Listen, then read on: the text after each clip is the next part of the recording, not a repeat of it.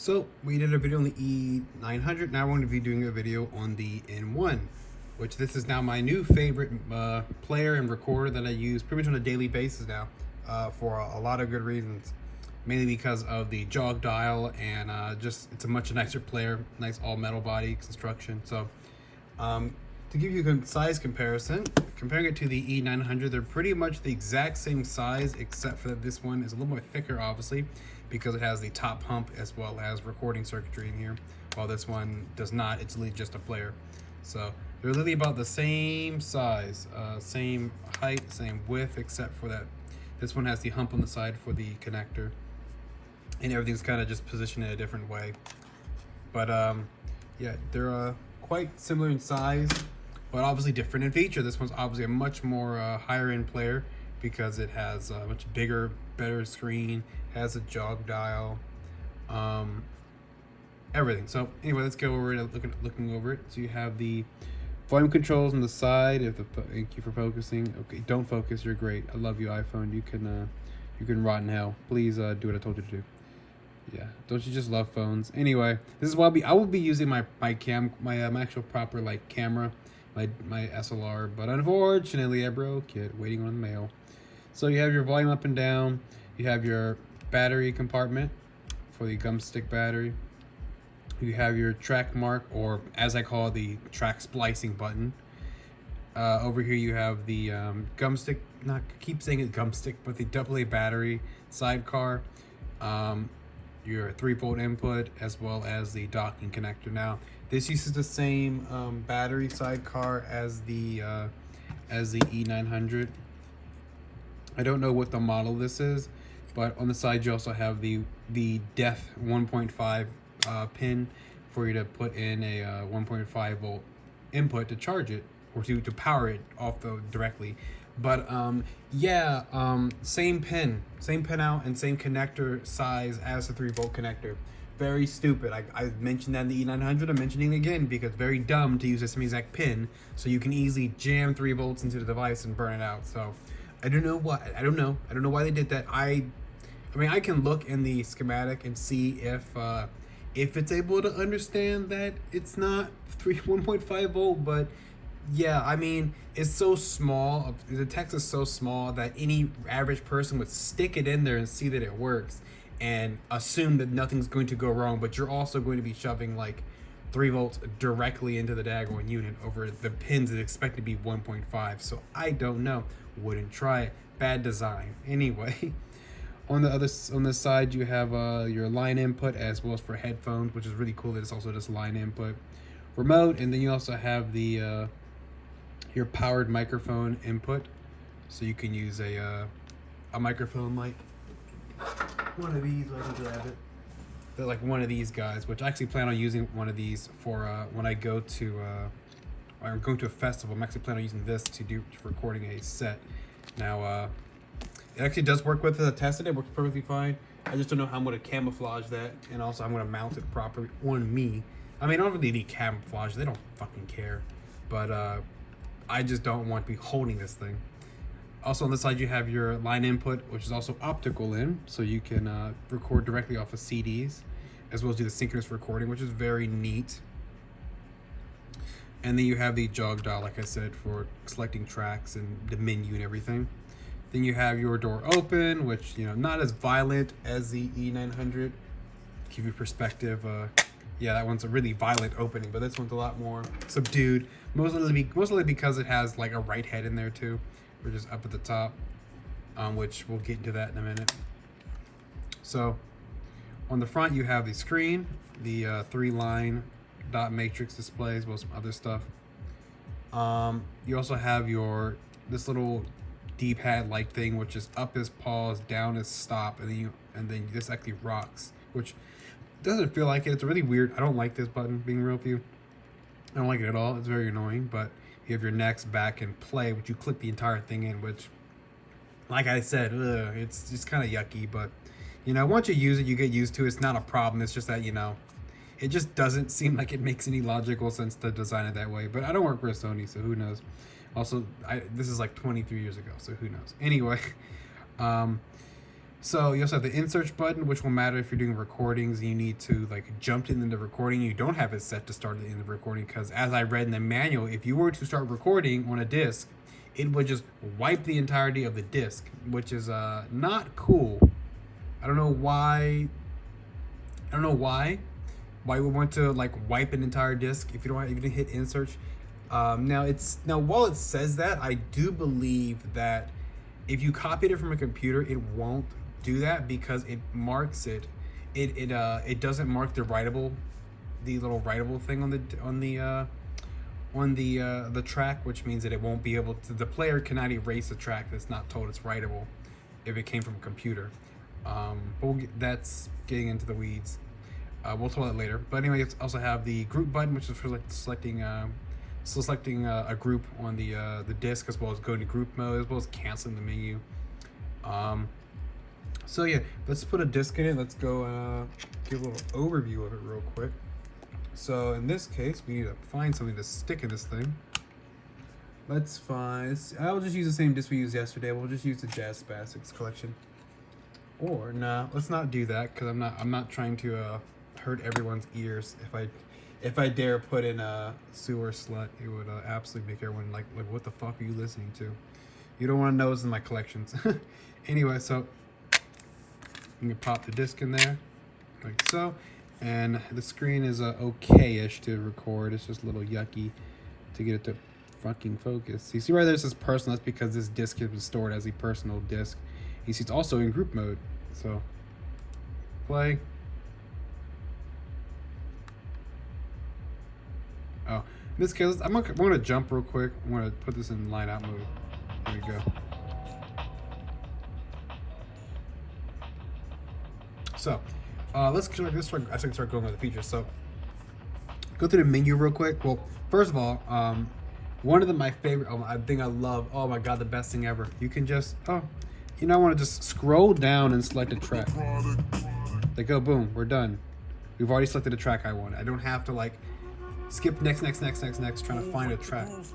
It's just it's a million times better to just scroll down to a song that you want, which is very nice. Also, I don't like this screen because like you have to like wipe it to see what the fuck is going on with it if you're at a different angle. It's really weird. I don't understand why it's like that.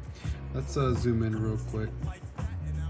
It's really nice to see what the hell's going on. I have to reach around the camera, do some weird stuff. So anyway, so yeah, you can go here and scroll through all the tracks on this, in this case, the group, because we're in group mode. So actually, I don't want to mess with the personal memory on this track, so we're on this disc. So we're actually going to just eject this real quick. I'm gonna put a different disc. I don't want to mess this disc up and all the settings I have set for it. So we're going to let's grab the vaporwave one because this actually has groups on it. No, it's not. I can't read. It would help if I know how to read too. It's the disc right before it. There you go. Sometimes it helps if you can read. So in this case, it's going to boot up. You see it's in group mode still. We'll just go ahead and change that. So when we're in group mode, you see that right now it's going off the first group. So we're only going to have a couple, like 43 tracks. If we hold the group button, it will drop out of group mode, and then now we can see all the tracks that are on the disc. Now the point of group mode is, well, I obviously couldn't talk about another player because they didn't have support for this, but group mode, you can kind of like organize your disc into multiple like mixes or multiple albums. You can do whatever. You can break your disc up and put tracks into specific essentially folders. And when you're in group mode, it means you lock it to those folders and any settings you set. So like if I tell it to repeat or shuffle, it will only work in that one group. And now I have to go into group like in a second. I gotta get to come back. We need to play it so it stops going to sleep. I'm trying to leave. But if we hit group, now we can select those groups. So if I were to say this one,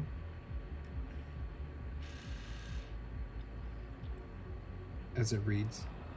Now since we're not in group mode, as I scroll, you'll see that like we see all the tracks on the disc. It's starting at track 53. But if I hold this, now we're in group mode, and now If I scroll, you can see we're starting at track 1 because now we're essentially stuck in this one particular group. And if I want to change essentially albums or folders, we push the group button again, and then now we can then go to another group.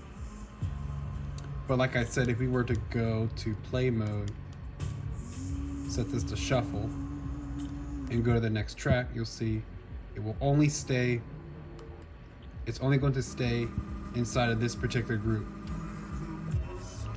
And if I go back to normal mode before I forget, now just kind of, I can go through actual menu now before I just keep doing the same couple things. So now you have your, at the top you have your edit. So I can change the track name, the group name banks, which is that's kind of like where you can, as I had to read about this, you can actually put like phrases and you can use that to quickly name tracks and things like that without having to type out the whole thing, because yes, you can name tracks on here, and my God, do you not want to do that? Because I've looked at it, I don't want to do it. It's a nightmare. I'll probably only do it like 2 or 3 times when I have to record, like at a festival or something. I'm not fucking going through this menu. I'd rather wait to go to the computer because it is not fun.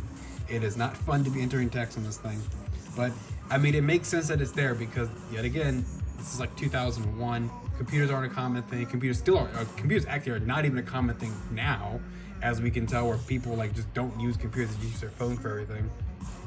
But yeah, it makes sense that you can do every single thing can be done. It's this design where if you don't have a computer, you don't need it. That's a good thing though. You have move, which lets you move the track to a different track number on the disc, which is really cool. Move group, which I think actually lets you move an entire group, which includes all the tracks in that group, which is actually pretty neat. Erase, which lets you erase the track. Let's go to that menu. You have display, which lets you show the lap time, the time remaining on the current track, the amount of time remaining on the like an entire group as you're listening to it, the time remaining on the entire disc, and then the record date, which I don't have record date set because this is not recorded. You have play mode, which you saw earlier, which is normal, which is just, you know, play straight through. All repeat, which will repeat the entire disc, or in this case, if it's a group, it's going to repeat the entire group over and over again. Basically repeat the current track. Well, I don't know the difference between one track and repeat. I actually think one track will just play this current track and then stop. One repeat will repeat the entire track over and over again. Shuffle, just shuffle. Shuffle repeat is shuffle, but keep repeating the entire disc, or in this case, the current group, just keep going over and over again. Just keep shuffling the whole thing. Program repeat. Program lets you, like, we're going to program mode, and I would select this song, scroll up, select another song. You can just go through and you select all the tracks you want to play, and you confirm it, and then it will just play those tracks in that order you set in the program, which is really cool. Actually, a lot of devices, a lot of CD players and stuff had this. Pretty neat stuff. It's like building a playlist, which is pretty cool. We go to melody timer. That's the same as the other one, where you can set a melody timer. I did a video on the tones this one has. Audio out, which is a very nice feature this has, where you can, like right now, we're in line out, so that means now this is outputting line level signal. So that means that the device on the other end is controlling the volume. For example, you can use this for like hooking up to a stereo, or in my case, use it for hooking up the AirPod Max to it, because if you hook it up with that and put it in line out mode, which is very nice that it recognizes that it can do line out. But if you do that, that means that now the volume can be controlled on the headphones, which is very nice. That actually has that feature. And then headphones is just normal, where it's just normal headphone level, where you can control the volume of the device. Sound, which is your sound profiles. You cannot do sound profiles on line out for obvious reasons. Personal, which is saving all the current settings that we're using, that being the play mode, if we're in group mode, the current group we're in. All that stuff can be saved with a personal setting.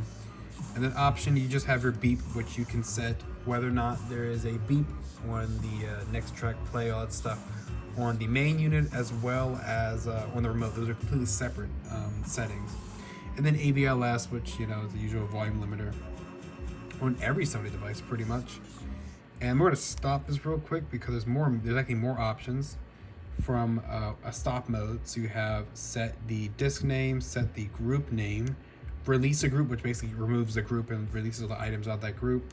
Name bank again, erasing a name bank, or erasing one of the items in that. I think it's erasing one of the items in that bank of pre phrases. Then you have your erasing of a group, which actually will erase the tracks inside that group and the group itself. And then erasing the entire disk. Then you have your display, which is basically your current playback time. Record remaining, that means how much is left, how much you can record, in this current group, all remaining, and clock, which will show us that because we don't have it set. We will set that in a minute. Play mode, which is the same as always, same as before. Record mode, which lets you choose how you're going to record. In this case, I'm going to be doing LP2 because LP2 is fine. Melody timer, audio out, your sound personal, synchronous recording if you're going to do line in synchronous recording from a CD, and then you have your your mic sensitivity, which whether it's high or low. Then for options you have your record position, which we can't do it for some reason. I think because this disc is read only. Actually, I don't think this is read only anyway. LP stamp, which puts LP in the front of the recording, which I don't need that because you already know if it's LP. It's in the goddamn it's literally on the track. You know if it's an LP track. This is the contrast for the screen and the clock set, which we can do this by setting the current year. It's no longer 2001. It is now 2023, unfortunately, and it is February the 6th,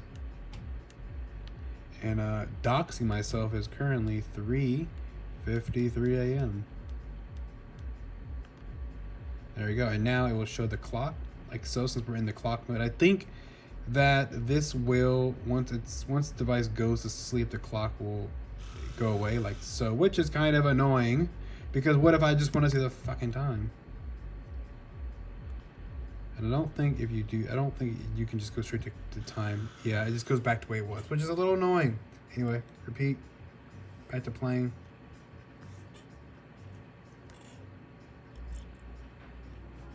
But let's actually select a different group. Like so. Life moves pretty fast. So, I can't really show too much of the recording function because I have to do a lot of setup to get that ready. But if this was a recorded track, we can hit this track mark and it will actually split the track in half. So that way they become two separate things. So like I said, you can do all your editing on the device itself, which is pretty neat. So that insert button, that matters. Like for example, like that recording position, which I could not set because it's not recordable. At least I think so. But that's where if you did not set it to start at the end, if you were to just start recording, it would override the entire disc, which I don't think is not a cool thing. But you would have to hit that insert and then start recording if you didn't want to overwrite the entire disc, which is weird. I don't know why it's like that. That's a very weird design choice, but I don't work for Sony, so I don't know why it's like that. I couldn't tell you. Like I said, very weird features. Anyway, that's about most of the on the device stuff. This is I like this one because it has a group functionality, which is really nice. But one of the best things that you can just I swear, just being able to select a song, which is really nice. So next we're gonna show the remote, which we have to turn this shit down because it's getting ready to leave line out mode, which let me remember to turn this off, because one thing that's annoying, if you leave it in line out mode and you plug headphones in and it's not through a remote, it will be line out, which will destroy your hearing. I mean, it won't really hurt your ears. It's like, usually it's just like your headphones will just sound like absolute dog shit, but it'd be like that. Hello? Play?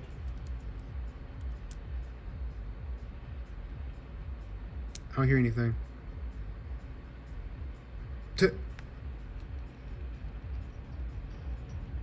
Oh, I'm sorry.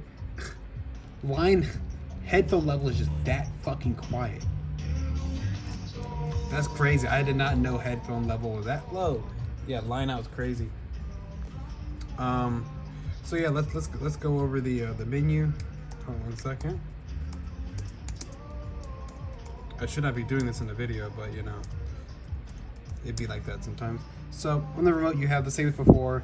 Notice on the display it changes on there too, but we have the song, we have the group name, we have the disc name, which is that's bullshit. Actually, it should know that. I think because in group mode it doesn't know the recording remaining on the disc, which is bullshit. As well as the fact it won't show me the disc name, which is also stupid. I don't know why it's doing that. It's being silly today. That was recording time, and that also showed us the recorded what the mode was. That's weird. I don't know why it's done that before. Well, it would not show me the disc name in this current mode, which is silly. But anyway, one cool thing. We'll also have your play mode, which is switches between one track, shuffle, program, back to normal, and then you have repeat, which is repeat all, or if you set a play mode, repeat that current setting. So if you want to repeat the current song, you would have to do this and that. But you know, cool stuff. Then you have your sound button, which is the sound presets, like so. One thing I did learn is that you can actually change the group from here. So we could hold on the play mode. You'll see that will show up. And then now we can actually set the group from in here, which is super. I did not know you could do this. Makes it so much easier. You can just, boom, change the group on the fly without having to pull up the device. So like as always, you can do everything from the remote, including things that you don't want to do, which we go to settings, or we go to hold down the display button. You can even do the same editing from here, which is something I would not want to do. But yes, you can do your track names. You can move stuff. You can do all these things from the remote. For some reason, you would want to do that. I would not want to do that, but yeah, you can. Craziness. You can do all that from the remote. You have your melody timer as always. Your speed controls, group controls, which is enabling and disabling group mode. Personal settings, search. This is kind of neat. This can only be done from the remote, the search mode, but we have index search and then time search. Now, index search, what you do is you pause and then you hold this back and it will actually jump between, allow you to jump quickly through tracks. Like so. Which I believe this may or may not transcend. No, it does not transcend the groups. As always, groups take priority. So now we can just, it allows you to quickly search for a track, which is the track index. But if I come in here and switch it over to time, we pause it, wait for this to fuck off, we hold it, and you can see now we're scrolling between tracks, and we're just jumping through tracks, as well as we can either just fast forward or rewind, and it doesn't matter what the track is, and we'll just jump to the position we want, which can be useful if you're done massive recordings. You want to jump to that position very quickly. Now in my case, I'd probably want to keep it mainly on index. Now, like I said, so that search function is only available in the remote. It's not available on the device. So your personal setting for entry and stuff like that. Oh, we're going the wrong way. Search. Either you have your options, which includes AVLS and beep. And like I said, you can set the beep one, and that applies to this remote. But if you want to choose the one, the main, you have to do from the actual unit itself. Yeah, I don't really know what to say. There's a lot more to talk about when it comes to recording, but I'm not doing recording right now, and I also have not done enough recordings or fiddled with a recording mode enough to explain anything about that. But one thing to note is that because of the fact you can do all this editing from the remote, you can in fact start recording, throw it in your bag, and then be able to check the remaining time, check I don't know if you can check the line input, like the levels on here, but you can do all the editing from the remote, which is it's beautiful. You can also have the headphones in so you can listen to the make sure you're not clipping or nothing. But yeah, all this stuff is designed around the fact that you don't need the computer to do any of this. You can do everything from the remote. It's a great. I love the N1. It's such a nice goddamn device. It's one of the nicest mini disc players that I own at this point. I fucking love this thing. That's all I can say. It's one of my favorite mini disc recorders. Let me get out of this group mode real quick. But yeah, top 10 devices right here. E900 is like my favorite device. Like if I'm going somewhere and I don't want to bring the N1 for some reason because maybe I don't want to hurt it and I don't want to damage it, I'll just bring the E900 because it's such a tiny device and it's a great one, you know, just to have. But the N1's like my go-to device for everything, for playback. For if I'm going to be going out and doing recordings, it'll probably be on this because I don't want to bring my like super rare sharp recorder. That one, you'll never find another one of those anywhere on the internet. Yeah. Oh yeah, you cannot do line out from the remote. It's not possible. Not to my knowledge, unless there's some special remote that lets you do that. Maybe the car remote will automatically switch into line out. I don't know. Won't know that information. How am I supposed to know that? And the last part, like I do the E900, it comes down to the repairs and things like that and things you need to look out for. Like I said before, no dock, don't buy. This one is a player that I actually had to do the first time I did the splitting of the actual disc spindle, the actual drive motor, because this one is the one that like when I first had it, like within like the evening of the day I had it, I actually brought it. I was actually out with it, and it had stopped. It had just stopped reading discs because it would just not spin the discs anymore. Now, yes, it was freezing cold, but that's not an excuse. Like it just wouldn't spin any discs, and it just kept giving read errors. It kept messing around, having problems, getting on my nerves. So this is the one I had to split because it was required, and I had to go in there and put the lithium grease inside the motor and the bearings, as well as I had to grease the sleds. These are just basic things you have to do, like the greasing the actual optical sled, because if you don't, you know, in this case it got like first time I had it, first time I used it, the daggone the assembly got stuck halfway through the disc. So you really need to make sure that's like number one rule of the mini disc player. Make sure you grease and lube everything. If you need to, split the motor and do that only if needed, because it's dangerous to do that if you don't know what you're doing. It's your first time. Like for me, it's not my first time. I know what I'm doing. I can probably do any of these things without messing them up. It's also another big thing. If you plan to use for writing, these are known apparently. I have not happened to me yet, but the right head, the actual the magnetic right head, the ribbon cable is known for snapping, which is not cool.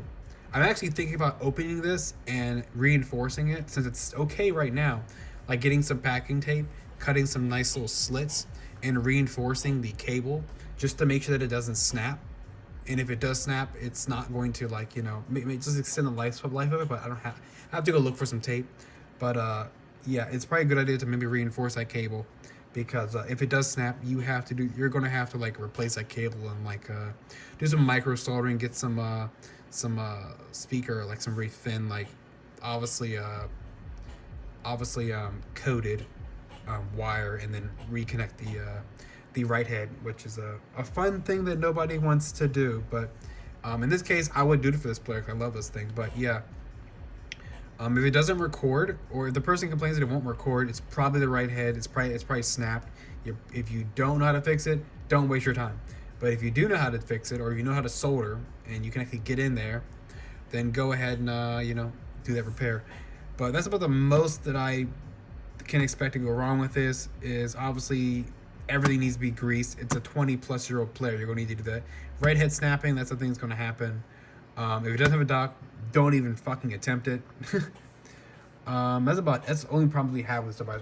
Those main like 3 things. But other than that, that's really it. That's the N1, one of my favorite players. Absolutely love this goddamn thing. And yeah, I'll see you later. Bye.